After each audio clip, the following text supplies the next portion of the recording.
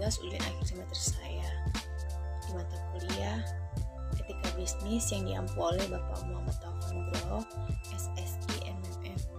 Perkenalkan, nama saya Murniati Laia dari Prodi Manajemen. Kita langsung saja ya masuk ke materinya. Pasar persaingan sempurna. Pasar persaingan sempurna adalah sebuah jenis pasar dengan jumlah penjual dan pembeli yang sangat banyak, serta produk yang dijual bersifat homogen. Dalam buku Entrepreneurship, pasar persaingan tersebut terjadi jika jumlah perusahaan dalam satu industri banyak dan berskala kecil, sehingga tidak ada perusahaan yang dapat mengaruhi harga pasar. Namun demikian, kedua pihak tidak dapat mengaruhi harga karena harga telah ditentukan oleh pasar itu sendiri atau keseluruhan permintaan dan penawaran. Selain itu, para produsen dan konsumen sama-sama telah mengetahui kondisi dan memiliki informasi yang terkait dengan pasar. Tidak ada campur tangan dari pemerintah dalam pasar persaingan sempurna. Pembentukan harga benar-benar terjadi karena keinginan produsen dan konsumen. Permintaannya dari sisi konsumen, sedangkan penawarannya dari sisi produsen atau penjual. Bentuk pasar persaingan sempurna ada di bidang produksi dan perdagangan hasil pertanian dan perikanan.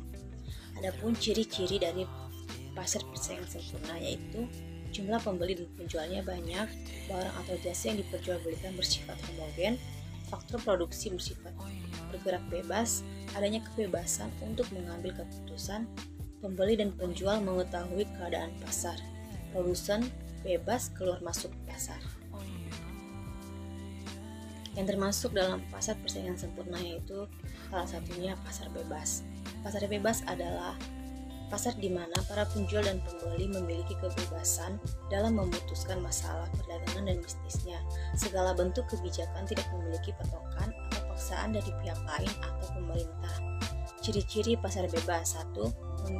Kepemilikan alat dan sumber produksi bebas dimiliki oleh semua pihak. Yang kedua, terdapat pembagian kelas dan perekonomian masyarakat. Ketiga, adanya persaingan untuk mendapatkan keuntungan sebesar-besarnya. Yang keempat, campur tangan dari pemerintah terbatas. Adapun kelebihan dan kekurangan dari pasar bebas ini: yang pertama, semua orang bebas untuk memiliki kekayaan serta sumber daya produksi. Yang kedua, masyarakat bisa mengembangkan kreativitas dan inovasi. Yang ketiga, persaingan antar produsen menciptakan motivasi tinggi untuk menciptakan produk yang berkualitas. Yang keempat, kegiatan yang dijalani berdasarkan prinsip ekonomi sehingga efisien dan efektif. Kekurangan dari pasar bebas: yang pertama, terjadi eksploitasi terhadap masyarakat lemah yang dilakukan oleh para penguasa yang memiliki ekonomi kuat.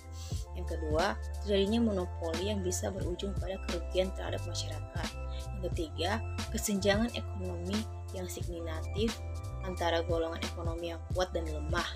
Yang terakhir, perekonomian cenderung tidak stabil sehingga menimbulkan masalah dalam pasar. Tujuan pasar bebas: 1. Meningkatkan pendapatan negara. Yang kedua, meningkatkan perekonomian negara. Yang ketiga, memperluas pasar. Dan yang terakhir, memenuhi kebutuhan dalam negeri.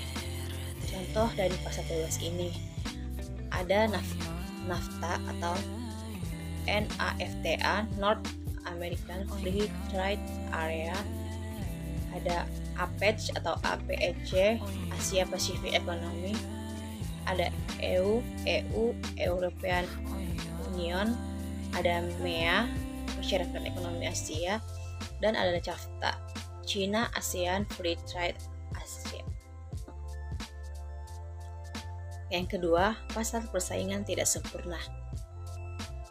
Pasar persaingan tidak sempurna merupakan suatu struktur pasar dalam ilmu ekonomi.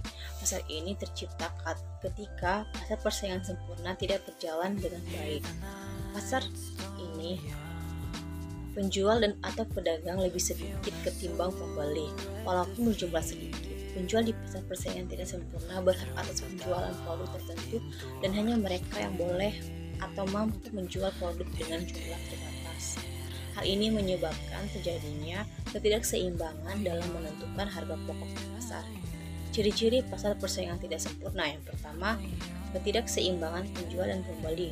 Yang kedua, penjual menentukan harga. Yang ketiga, sulit berpartisipasi. Yang keempat, tidak ada barang pengganti. Pasar persaingan tidak sempurna macam-macamnya, yaitu ada pasar monopoli, pasar oligopoli, pasar monosopsoni, dan pasar oligopsoni. Yang pertama, pasar monopoli. Pasar monopoli hanya terdapat satu penjual yang mendominasi dan berkuasa. Penjual di pasar ini juga mampu menjadi penentu harga. Penguasa di pasar ini secara sengaja menjual produk yang tidak memiliki pengganti, sehingga bisa dikatakan tidak ada pihak yang menyaingi. Pasar oligopoli. Pasar ini terdapat beberapa penjual yang menguasai pasar. Dalam sistem ini, kegiatan promosi masih diperlukan guna memperkenalkan produk yang menyaingi penjual lain. Persaingan dalam pasar oligopoli terbilang cukup ketat. Pasar monopsoni memiliki ciri di mana terdapat banyak penjual dan hanya satu pembeli. Kondisi ini membuat pembeli jauh lebih berkuasa dari penjual. Di pasar ini, harga produk lebih memungkinkan untuk disesuaikan dengan keinginan pembeli. Selain itu, kualitas produk juga terjamin sebab penjual berusaha sebaik mungkin agar tidak kalah dengan penjual lain. Pasar oligopsoni. Pasar ini terdiri dari banyak penjual dan beberapa pembeli, di mana pembeli akan mengolah produk untuk kemudian dijual kembali. Rata-rata barang yang dijual merupakan barang mentah yang mesti diolah terlebih dahulu untuk memperoleh manfaatnya.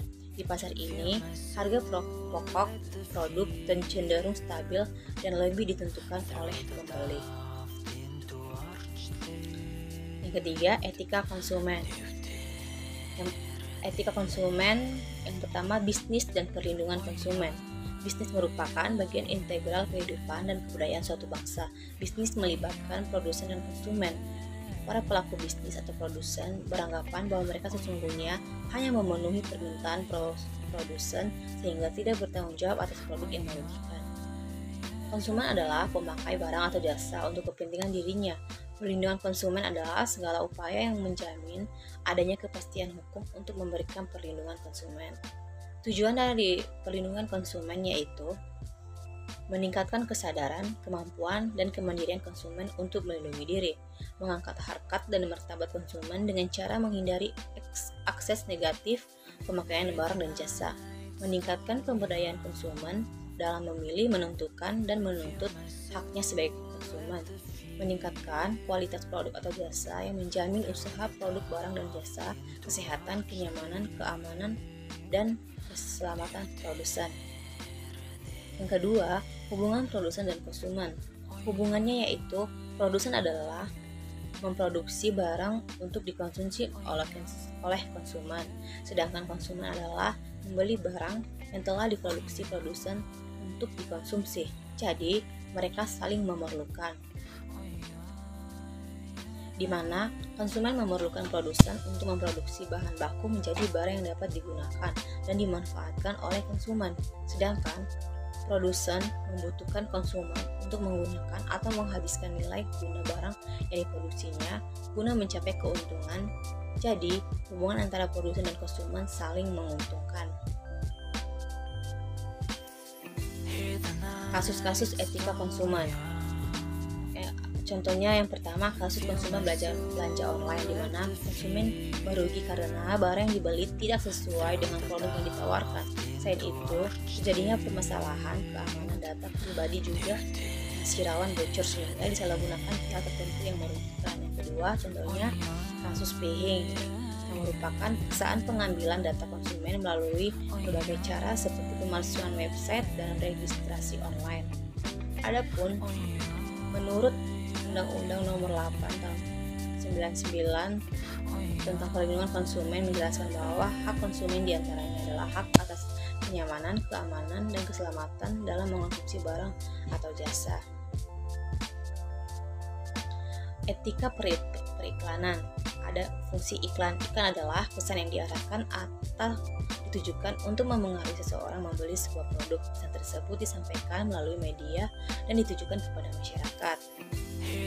Fungsinya yang pertama memberikan informasi bertujuan membuat konsumen sadar dan akan merek suatu produk dan membantu membangun citra positif dari mereka. Mempersuasi, yaitu iklan yang efektif memiliki tujuan untuk meyakinkan pelanggan agar mau mencoba produk yang ditawarkan. Mengingatkan, hal ini dilakukan untuk agar merek suatu produk tersebut mudah diingat oleh masyarakat. Jenis-jenis iklan ada iklan secara khusus, yaitu iklan tanggung jawab sosial, iklan bentahan, iklan pembelaan, iklan perbaikan, dan iklan keluarga. Adapun iklan secara khususnya yaitu ada iklan cetak, iklan baris, dan iklan kolom. Kasus-kasus etika periklanan ada contohnya iklan cat Avian, di mana iklan ini justru ditegur karena lantaran memiliki kelas A paham model wanita yang membuat penonton salah fokus. Yang kedua, iklan mie sedap. Dalam iklan ini tidak memperhatikan norma dan nilai yang berlaku dalam lingkungan sekolah, memperolok tenaga pendidik dan merendahkan sekolah sebagai lembaga pendidik. Yang ketiga, iklan Softan Norsaklin. Iklan ini nilai tidak memperhatikan peraturan siaran iklan, pembatasan muatan seksual, ketentuan perlindungan anak dan remaja, serta norma kesehatan.